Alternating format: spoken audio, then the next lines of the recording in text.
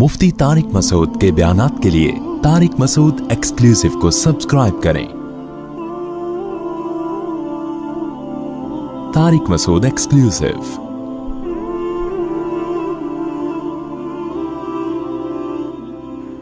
دیکھو یہ جو آج دولت کے پیچھے بھاگ رہے ہیں، یہ اس لیے نہیں کہ ہماری ضرورتیں پوری نہیں ہو رہی۔ ضرورت تو اتنی نہیں ہے جتنا کمانے کی فکر کی جا رہی ہے۔ کیا پہن لے گا، کون سی گاڑی میں سفر کر لے گا۔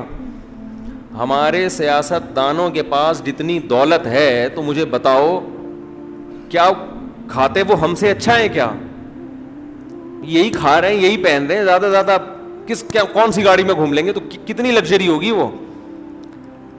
لیکن پھر بھی ہوس کیوں ہوتی ہے مقابلے میں۔ ہمارے ایک دوست نے ایک واقعہ سنایا، ایک عیسائی آدمی تھا کراچی کا، بہت بڑا تاجر، کیونکہ عیسائی تھا، ظاہر اب مذہب تو ختم ہی ہو گیا ہے، ایتھیسٹ ہی بن چکے ہیں تقریباً۔ تو اس کو کوئی ایسی بیماری ہو گئی کہ ڈاکٹروں نے کہہ دیا اب ان کا انا للہ ہونے والا ہے۔ تو موت سے چند دن پہلے اس نے اپنے دوستوں کو بلایا۔ یہ ہے کمپٹیشن کو سمجھانے کے لیے میں بتا رہا ہوں آپ۔ اس نے اپنے دوستوں سے کہا کہ یار یہ پیسہ ہے، ڈیفینس میں میرے لیے 1000 گز کا ایک لگژری سا بنگلہ خریدو۔ بھئی کیا ہو گیا بھائی، تو اب مرنے لگا ہے، تھوڑے دن میں تیری موت واقع ہو جائے گی، ڈیفینس میں تو لگژری سا ایک بنگلہ خریدنا چاہ رہا ہے، کیوں بھائی؟ تو اس نے کہا کہ میرے جو دوست تھے نا غریب، جن کی 2 ٹکوں کی ویلیو نہیں تھی، آج انہوں نے بڑے بڑے گھر بنا لیے ہیں۔ میں چاہتا ہوں کہ میں جب مروں تو میرا جنازہ کسی بڑے گھر سے اٹھے، تاکہ یہ جو 2 ٹکے کے لوگ ہیں جو آج اتنے بڑے بڑے گھر بنا کے بیٹھے ہوئے ہیں، یہ مجھ پہ فخر نہ کر سکیں۔ سمجھتے ہیں بات کو؟ اب بتاؤ، مرتے ہوئے آدمی کو 1000 گز کے بنگلے کی ضرورت ہے؟ نہیں ہے تو بولو نہیں ہے، تھوڑا منہ ہلا دو۔ تو رمضان بھی ختم ہو گیا، نہیں ہے نا؟ لیکن کیا ہے کمپٹیشن کہ یار 2 ٹکے کے آدمی جو میرے سامنے سائیکل چلایا کرتے تھے، آج وہ 500 گز کے بنگلے میں رہ رہے ہیں، تو کچھ میری بھی تو کوئی اوقات ہے نا۔ میں ادھر مروں گا؟ میں نے تو بنایا نہیں اب تک گھر، بزنس میں لگاتا رہا ہوں، فوری طور پر میرے لیے 1000 گز کا بنگلہ تعمیر کیا جائے۔ یہ فالتو کام کس میں ہو رہا ہے؟ صرف کمپٹیشن۔ یہ انسان کی نیچر ہے، یہ انسان کی فطرت۔ دیکھو بچوں کو آپ کسی بچے کو بولو بھاگو، وہ نہیں بھاگے گا، لیکن 2 بچوں کو ریس لگواؤ، وہ ایسا بھاگے گا نا، ہو سکتا ہے کلابازی کھا کے گر جائے، وہ دوسرے سے آگے نکلنے کی کوشش میں بھاگے گا۔ پوری دنیا اسی کمپٹیشن پہ ہی چل رہی ہے، تقابل پہ ہی چل رہی ہے۔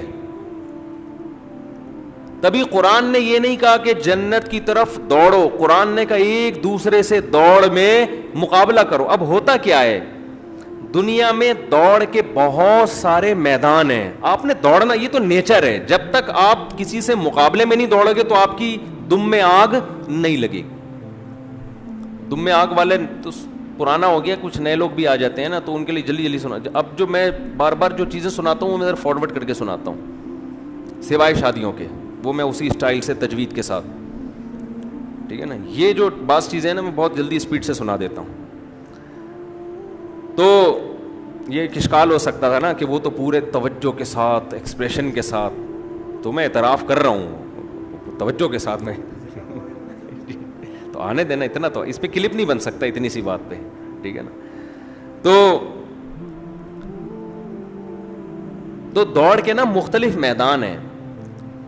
اب دیکھو یہ جو بندہ موت کے وقت اس نے کہا 1000 گز کا بنگلہ، اس نے ساری زندگی پیسہ کمانے کے علاوہ کوئی کام نہیں کیا، تو اس نے دوڑ کا میدان کس کو بنا لیا؟ اس نے دوڑ کا میدان دولت کو بنا لیا۔ یہ کبھی بھی دوڑ کا میدان کسی ریسرچ یا تحقیق کو نہیں بنائے گا، کیونکہ یہ اس کی فیلڈ ہی نہیں ہے۔ اس کو اس پہ حسرت نہیں ہوگی کہ فلاں میرا 2 ٹکے کا آدمی اتنا بڑا ڈاکٹر کیوں بن گیا، تو بن گیا بھائی، ہماری یہ فیلڈ ہی نہیں ہے۔ ہم نے اس چیز کو دوڑ کا میدان بنایا ہی نہیں. اس کو مجھ پر یہ اعتراض بھی نہیں ہوگا مولوی نے اتنی شادیاں کیوں کر لیں, کیا خیال ہے, کیونکہ اس کا یہ دوڑ کا میدان, وہ کہا بھائی جتنی مرضی کر, ہمارے یہاں تو ایک کا سسٹم چل رہا ہے. مثال تو دی جا سکتی ہے نا. اس سے پتہ ہوتا کیا, میں دیکھتا ہوں جب بھی کوئی آتے ہیں ایک دم آپ کھلکھلا جاتے ہیں, جیسے کسی نے نیمبو چٹا دیا ہو, ٹھیک ہے, سستی دور ہو جاتی ہے آپ لوگوں. دوڑ کے لیے بہت سارے میدان. باڈی بلڈر جو دوڑ کا میدان بناتے ہیں وہ کس کو, فزیکل فٹنس کو, مسلس کو, وہ دکھا رہے ہوتے ہیں میرا اتنا بڑا اسپیڈ بریکر ہے, وہ کہتے ہیں ہم نے تو پورا K2 کا پہاڑ پالا ہوا ہے یہاں پہ. وہ کہہ رہے دیکھو یہ ماؤنٹ ایوریسٹ, اس پہ کوئی چڑھ کے نہیں دکھا سکتا. ان کے مقابلے کس میں ہو رہے ہیں, یہ جو دوڑنے کا مقابلہ کر رہے ہیں, وہ دوڑنے کا مقابلے میں کہ کون پہلے اس لائن کو کراس کرے گا, کوئی کار ریسنگ کے مقابلے میں, کوئی کرکٹ کے مقابلے میں, یہ اتنا بڑا پلیئر, لوگ مقابلہ کر رہے ہوتے ہیں نا, یار وہ اچھا بیٹسمین ہے یا اس سے زیادہ اچھا بیٹسمین تو وہ ہے.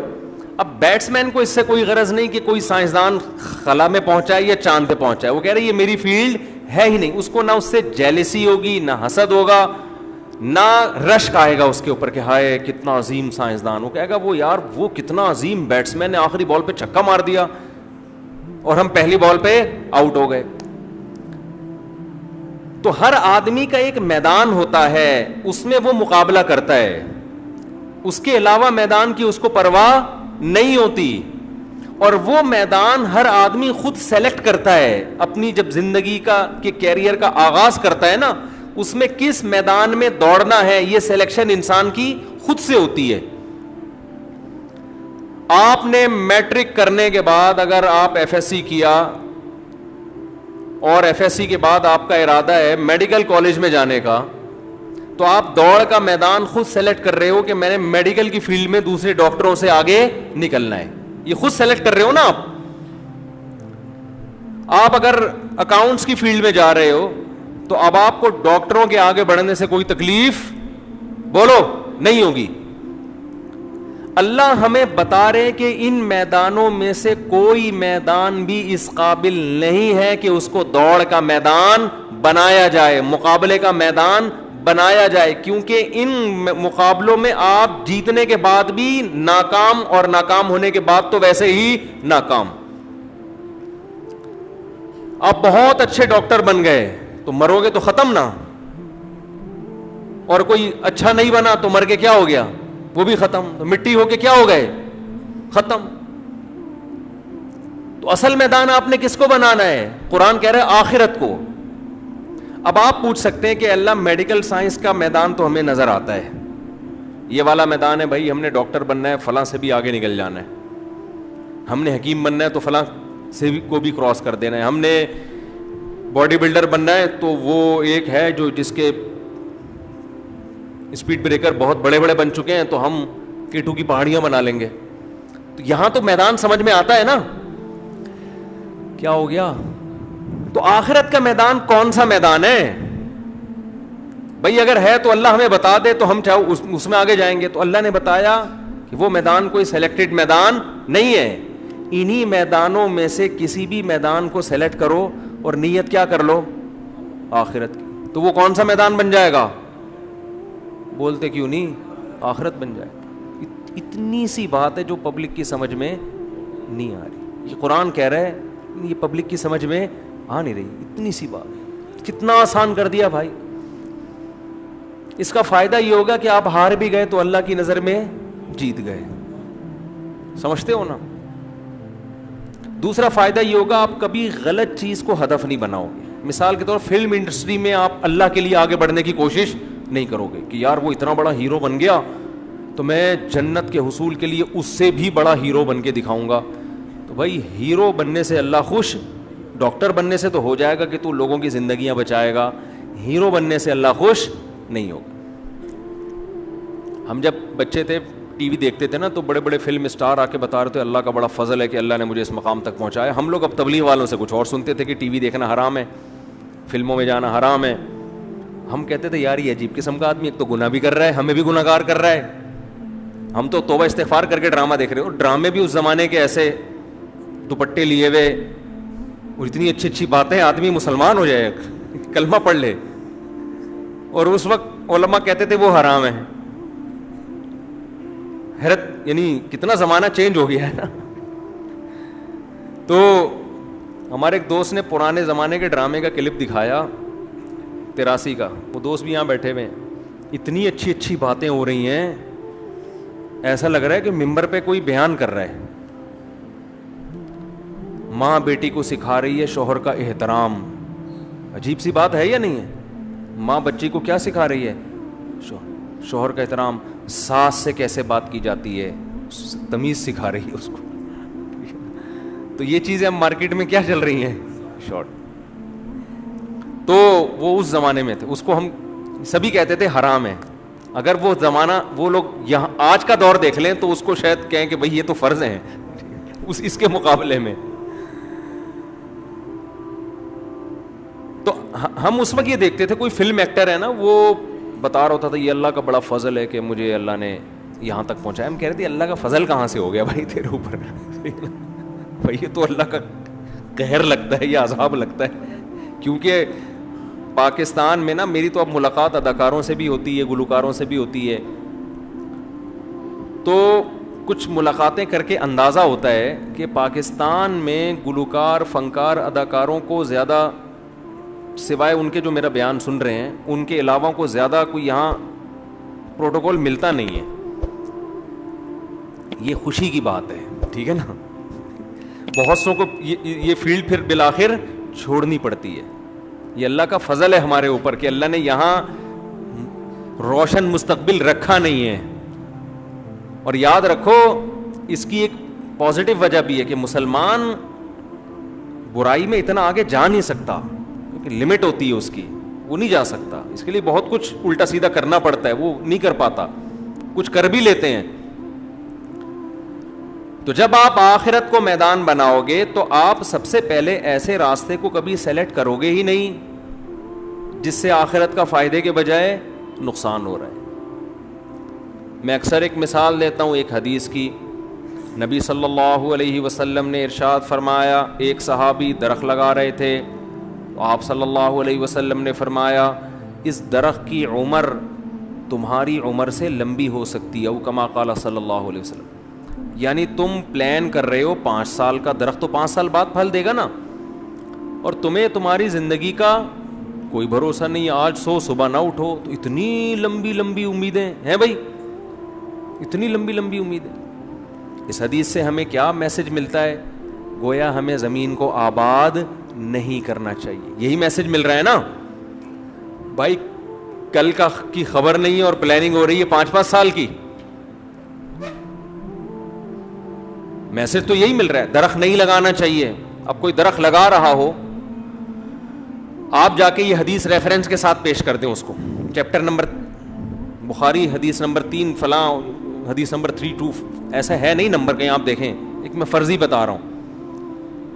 کتاب کے ریفرنس کے ساتھ وہ بندہ درخت لگا رہا ہے. جو آج کل ہو رہا ہے نا وہ یہی ہو رہا ہے, جو آج کل کے نئے نئے اسکالرز آ رہے ہیں وہ یہی کر رہے ہیں. درخت لگا رہا ہے, آپ نے بولا کہ حدیث میں آتا ہے درخت مت لگاؤ. کہ کون سی حدیث ریفرنس؟ دیکھو صحابی لگا رہے تھے, نبی نے اس عمل کو پسند نہیں کیا. وہ کہے گا بھائی میں علماء سے پوچھتا ہوں. یہی تو مسئلہ ہے تم لوگوں کا, مولویوں کے پاس میں حدیث دکھا رہا ہوں, تم کس کے پاس جا رہے ہو؟ مولویوں کے.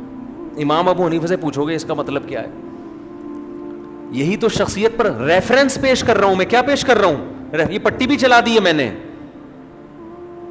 اچھا اسی حدیث کا جواب نیچے ڈسکرپشن میں ہوگا, وہ پٹی اڑا دی ہوگی, ٹھیک ہے نا. وہ پٹی کیا کی ہوئی ہوگی؟ اڑا دی ہوگی.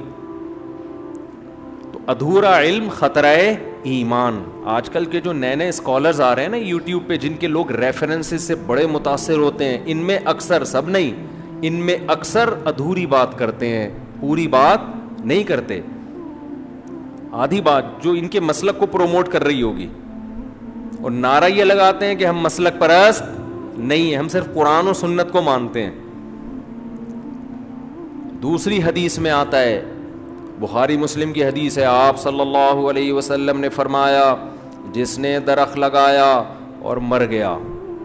جب بھی میں کہتا ہوں نا مر گیا, مجھے وہی یاد آتا ہے نیپال کے, نہیں جو زندہ ہو کے آ گئے تھے, مر گیا.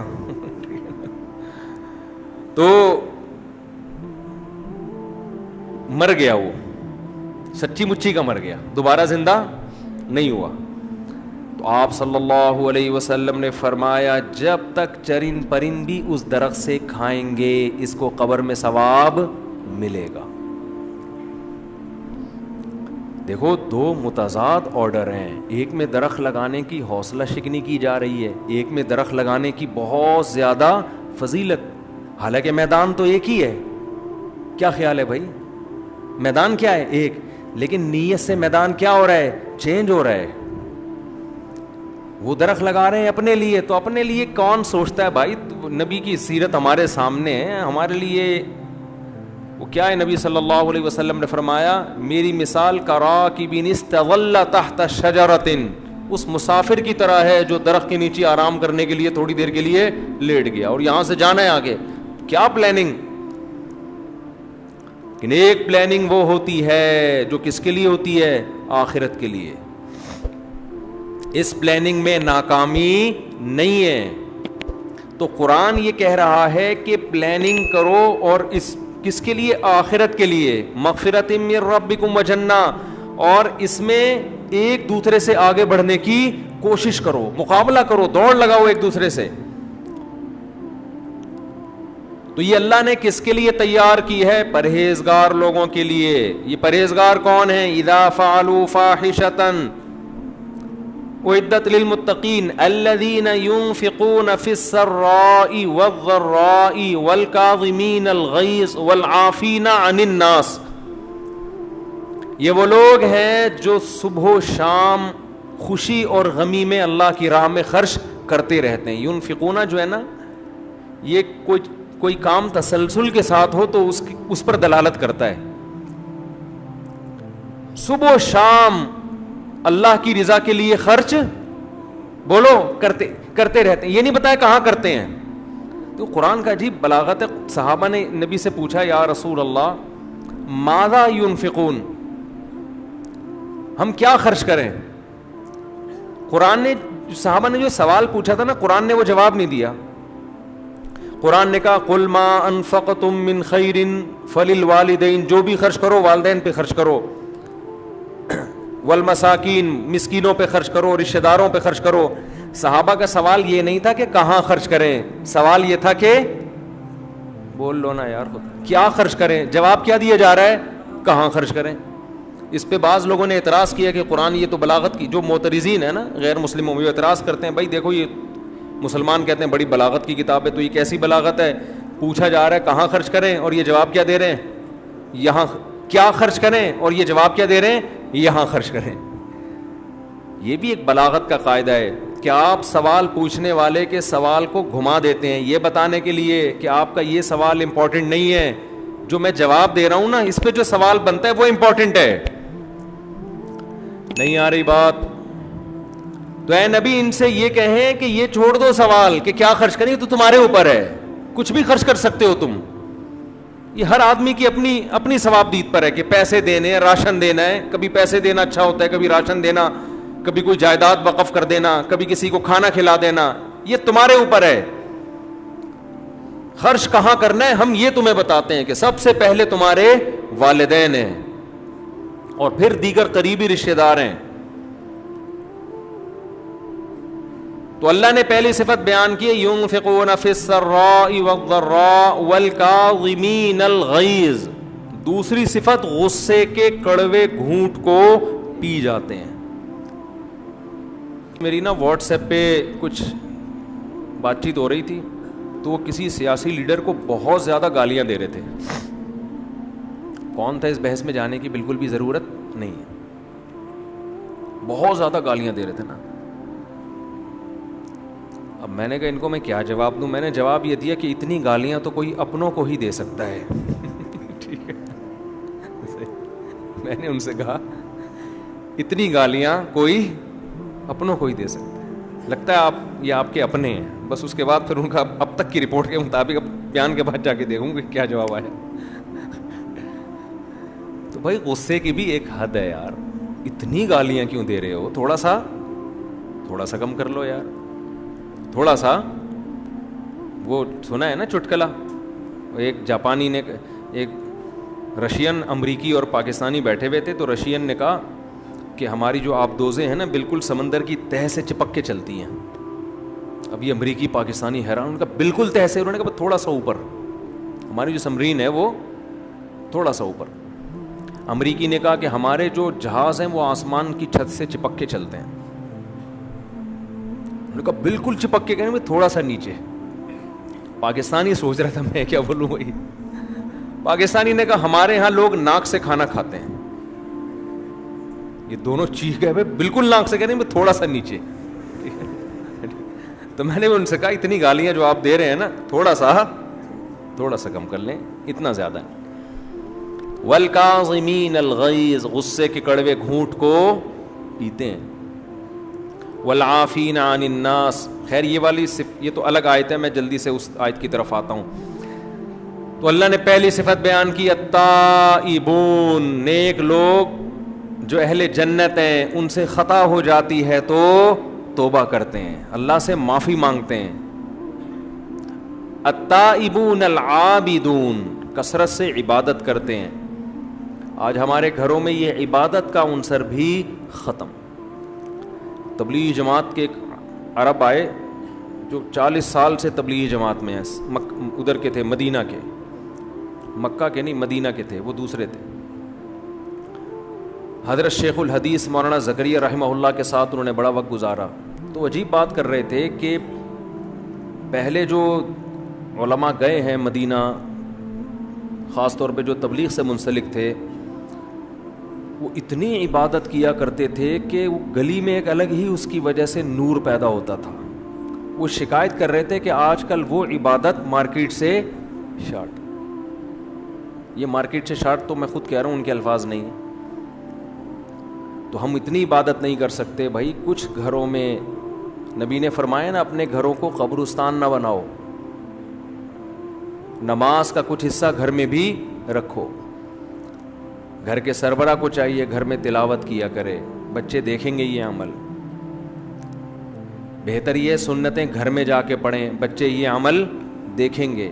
ماؤں کو چاہیے, حدیث میں آتا ہے اپنے گھر میں ایک کمرہ مصلی بنا لو, نماز کے لیے خاص کر دو. نبی صلی اللہ علیہ وسلم کا حکم ہے, اگر اللہ نے آپ کو کشادہ گھر دیا ہے تو ایک کمرہ عبادت کے لیے خاص کر دیں. مجھے بڑی خوشی ہوئی, کچھ دن پہلے رمضان میں ڈیفینس جانا ہوا تو بڑا گھر تھا, ان صاحب نے ایک کمرہ مجھے دکھایا, اتنا خوبصورت, اور مسجد بنایا ہوا تھا اس کو, یعنی مسجد کے ڈیزائن پہ. وہ تھی مسجد نہیں, وہ تو جائز نہیں ہے نا مسجد گھر میں, کیونکہ پھر سب کسی کو آپ روک نہیں سکتے.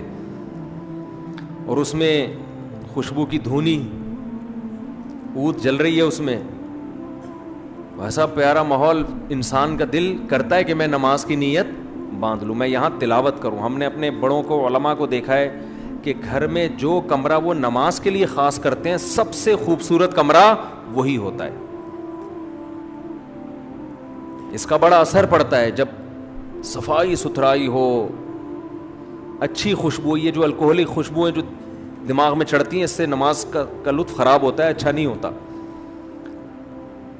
تو ایسا جب ماحول ہوتا ہے, تبھی تو قرآن نے حکم دیا نا کہ طاہر بیتی للطائفین والعاکفین, میرے گھر کو پاک صاف رکھو. جہاں صفائی ستھرائی طہارت پاکی ہوگی, انسان خود بخود عبادت کی طرف مائل ہوتا ہے. تو کوشش کریں اپنے گھر میں ایسا کمرہ بنائیں جہاں آپ جس کمرے کو نماز کے لیے, عبادت کے لیے خاص کر دیں, اس پہ ایک مصلی ڈال دیں. یہ اللہ اللہ کرنے کا کمرہ, بچوں کو بتا دیں یہ اللہ اللہ کرنے کی جگہ ہے. سمجھتے ہیں کہ نہیں سمجھتے؟ اور اگر اللہ نے گنجائش نہیں دی ہے, گھر چھوٹا ہے, 2 کمرے ہیں, اب ایک کو اللہ اللہ کرنے والا کمرہ بنا دیں گے تو بچے کہاں بیٹھیں گے؟ تو ایک چھوٹی سی جگہ کو کارنر میں کھینچ لیں بھائی, کیا خیال ہے؟ ہمارے حضرت رحمہ اللہ تعالیٰ کا ایک, ان کے گھر میں بھی زیادہ کمرے نہیں تھے, تو انہوں نے ایک تخت کے جو ہے نا اس کے اوپر ایک مصلی لا کے رکھا ہوا تھا, وہیں نماز ہوتی تھی ان کی. تو جگہ خاص کر لینی چاہیے.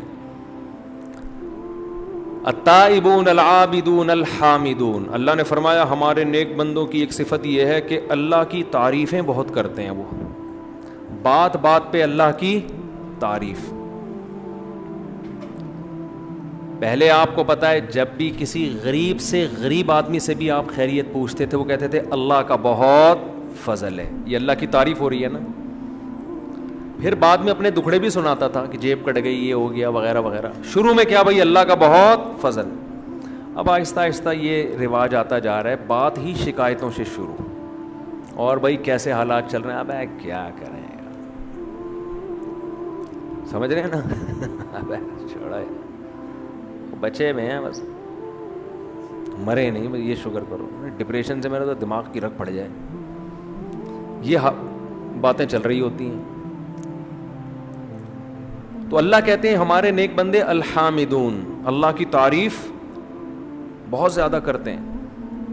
پانی پینے کے بعد الحمدللہ, تمام تعریفیں اللہ کے لیے. کھانا کھانے کے بعد الحمدللہ الذی اطعمنا, خدا کی قسم کھانا کھانے میں وہ مزہ نہیں ہے جو کھانے کے بعد اس دعا میں اللہ نے لذت رکھی ہے. تمام تعریفیں. دیکھو غیر مسلم کھاتا ہے, آپ کو تھینک یو کہے گا, بنانے والے کا شکر ادا نہیں کرے گا. وہ برگر کھائے گا, جس نے کھلایا اس کو تھینک یو کہہ دے گا, حالانکہ پیسے بھی دے رہا ہے اس کو. تھینک یو کی ضرورت ہی نہیں ہے, وہ بھی اس کو تھینک یو اور یہ بھی اس کو تھینک یو. تھینک یو کا تبادلہ ہو رہا ہے. اس نے پیسے دیے, کوئی احسان نہیں کیا, پیسے دے دیے نا, بدلہ دے دیا احسان کا, اور اس نے پیسوں کے بدلے میں اس کو برگر دے دیا. تھینک یو بنتا ہے, پھر بھی تکلف میں تھینک یو. اور جس کا بنتا ہے تھینک یو, اس کا کوئی تذکرہ غیر مسلم کی زبان پہ نہیں ہوتا.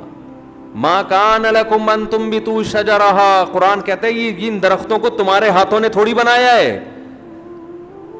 یہ جو برگر آپ کھا کے برگر جیسے بن رہے ہو, یہ گندم تو اللہ نے پیدا کی ہے, تو اس نے پیدا کی اپنی طاقت اور قدرت سے. ما کان لکم, تمہارے بس میں نہیں تھا.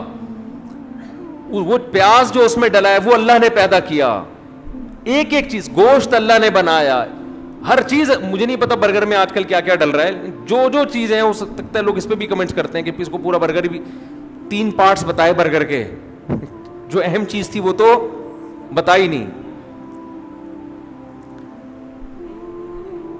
تو ہمیں بس اتنا سائنسی معلومات برگر کے بارے میں پتا ہے کہ برگر کھا کے آدمی کیسا بن جاتا ہے, برگر جیسا بن جاتا ہے. ایسے دباؤ تو دب جائے گا وہ آرام سے. جو پراٹھے کھانے والا ہے اس کو دباؤ گے دبے گا نہیں, وہ سمجھ رہے ہیں نا, بولے گا آگے سے وہ کہ کیوں دبا رہا ہے بھائی تو, صحیح ہے نا. تو ما کان لکم ان تنبتوا شجرہا, اللہ کہتے ہیں یہ میرا شکر نہیں ادا کرتے. تو مسلمان جب کھانا کھاتا ہے تو مسلمان کو کھانے میں وہ مزہ نہیں آتا جو یہ دعا میں آتا ہے. الحمدللہ الذی, تمام تعریفیں اس اللہ کے لیے ہیں, اطعمنا, جس نے ہمیں کھلایا, وسقانا, اور جس نے ہمیں پلایا. اور سب سے مزے کی بات یہ, کھلاتا تو کافروں کو بھی ہے جو اس کا شکر ادا نہیں کرتے. ہمیں یہ دعا پڑھنے کی توفیق دی, شکر کی. وجعلنا مسلمین, ہمیں اس نے فرما بردار بنا دیا, مسلم بنا دیا کہ آج اس کی نعمت کھا کے اس کا شکر ادا کر رہے ہیں. یہ اس سے بڑا احسان ہے اس کا. کتنا مزہ. دیکھو نبی صلی اللہ علیہ وسلم جب روزہ افطار کرتے, ذهب الظما, آپ یہ دعا کرتے, یہ بھی اللہ کی تعریف ہے. ایسی خاندانی دعا ہے, ایسی خاندانی دعا. ذهب الظما, پیاس چلی گئی. یہ کس کا شکر ہو رہا ہے؟ اللہ کا. میرے رب نے میری پیاس دور کر دی. وبتلت العروق, اور رگیں تر ہو گئیں. وثبت الاجر ان شاء اللہ, اور اللہ نے چاہا تو روزے کا اجر اعمال میں لکھ دیا گیا. مزے ہی مزے ہیں نا. یا تو یہ ہوتا, اللہ کہتے روزے کا اجر جب لکھوں گا جب پیاس کنٹینیو رہے تیری, یہ بجھانے کی تجھے اجازت نہیں ہے, پھر روزے کا اجر لکھوں گا. ابھی تو نے کھا لیا نا, اب کیا, اب تو مزے ہو گئے نا تیرے. بلکہ روزے دار کو جو کھانے میں مزہ آتا ہے وہ تو عام آدمی کو آتا بھی نہیں ہے. للصائم فرحتان, حدیث میں آتا ہے روزے دار کے لیے 2 خوشیاں ہیں. ایک خوشی عند الافطار, جب وہ کیا کرتا ہے افطار, اور ایک خوشی قیامت میں جب اجر ملے گا.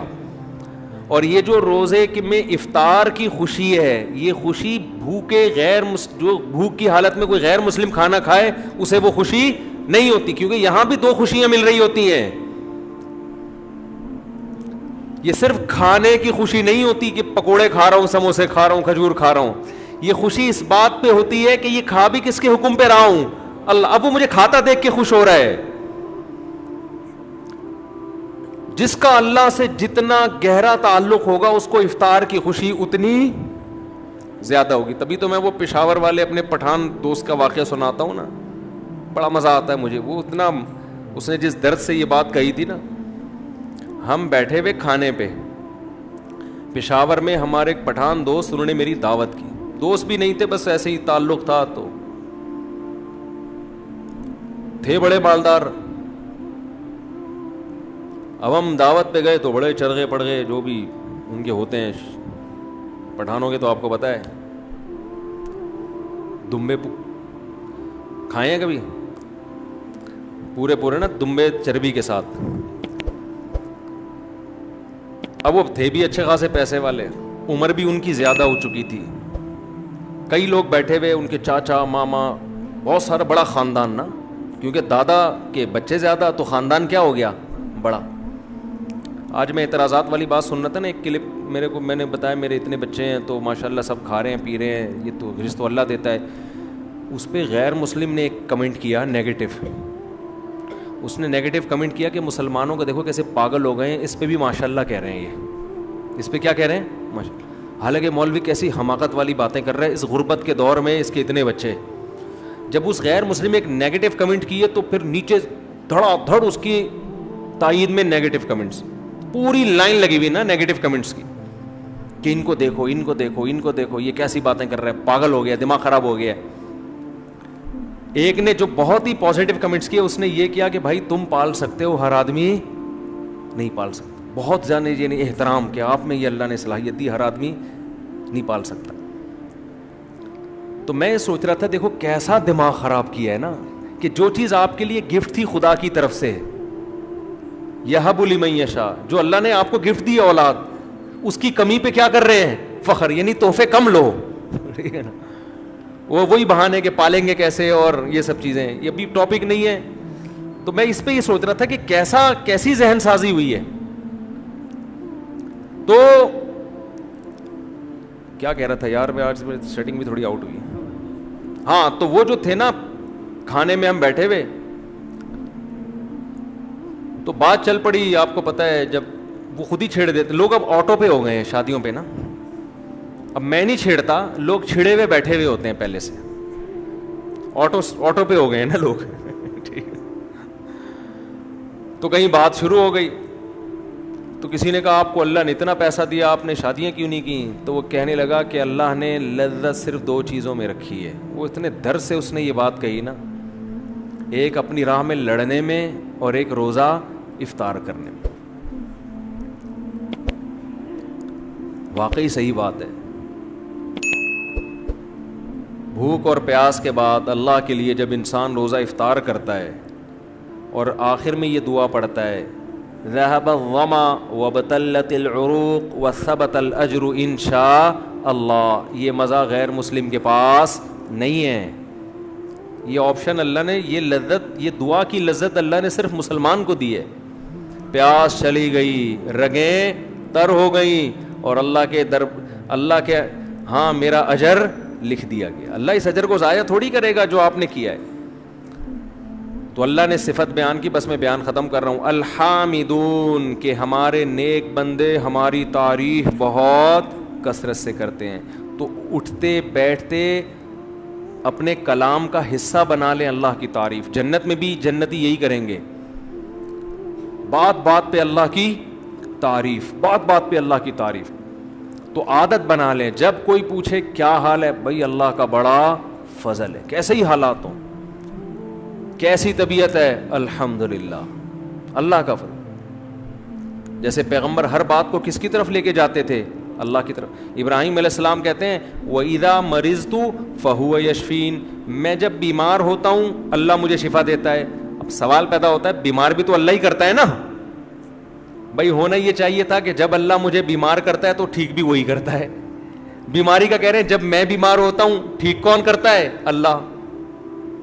وجہ کیا ہے کہ بیمار کرنا یہ کوئی تعریف کا عمل کہلاتا نہیں ہے, ٹھیک کرنا تعریف والا عمل کہلاتا ہے. تو نسبت ٹھیک کرنے کی اللہ کی طرف کی جا رہی ہے, بیماری کی اپنی طرف. جنات بھی بڑے ہوشیار ہیں, دیکھو انہوں نے بھی یہ بات کی سورہ جن میں, انا لا ندری اشر ارید بمن فی الارض ام اراد بہم ربہم رشدا. کہنے لگے بھائی نبی ایک محمد صلی اللہ علیہ وسلم ہے, انہوں نے نبوت کا دعویٰ کیا ہے, اللہ نے کسی کو نبی بنا کے بھیجا ہے, اب ہمیں نہیں پتا کہ زمین والوں کے ساتھ شر کا ارادہ کیا گیا ہے یا رب نے خیر کا ارادہ کیا ہے. نہیں آئی بات سمجھ. کہنا تو یہ چاہیے تھا نا کہ اللہ نے پیغمبر کو, بعض دفعہ اللہ پیغمبر بھیجتے ہیں حجت تمام کر کے عذاب دینے کے لیے, کہ ان پر حجت تمام کرو پھر ختم کرو ان کو, تو یہ تو شر ہو گیا نا. تو جنات یہ کہہ سکتے تھے کہ ہمیں نہیں پتا کہ اللہ نے بندوں کے ساتھ شر کا ارادہ کیا ہے یا خیر کا, یا دونوں جگہ اللہ کا نام نہ لیتے, کہتے ہمیں نہیں پتا دنیا والوں کے ساتھ شر کا ارادہ کیا گیا ہے, پیسو وائز استعمال کرتے ہیں فعل مجہول, شر کا ارادہ کیا گیا ہے یا خیر کا. نا نا نا نا, جہاں شر کی بات آئی فاعل کو حذف کر لیا, پیسو وائس کے طور پہ بیان کیا گیا. جہاں خیر کی بات آئی اللہ کا تذکرہ کر رہے ہیں. انا لا ندری, جنات کہہ رہے ہیں ہمیں نہیں پتا, اشر ارید بمن فی الارض, زمین والوں کے ساتھ شر کا ارادہ کیا گیا ہے, ام اراد بہم ربہم رشدا, یا ان کے رب نے خیر کا ارادہ کیا ہے. اس سے پتہ چلتا ہے جنات اتنے ہوشیار ہوتے ہیں. اب آپ بتاؤ یہ عاملوں کے قبضے میں آ سکتے ہیں جو پاگل ہوتے ہیں؟ عامل اتنا ہوشیار ہوتا ہے کہ کلام میں اس کو اتنی تمیز ہو کہ کس کی نسبت اللہ کی طرف کرنی ہے, وہ تو پھینک رہا ہوتا ہے بیٹھ کے, تو اتنی ذہین مخلوق اس کے قبضے میں آئے گی؟ یہ تو بے وقوف لوگ عاملوں پر ایمان لے کر آتے ہیں, تو جنات قبضے میں نہیں آتے ہیں, ایسی بیکار باتیں یہ. اللہ تعالیٰ سمجھنے کی عمل کی توفیق عطا فرمائے.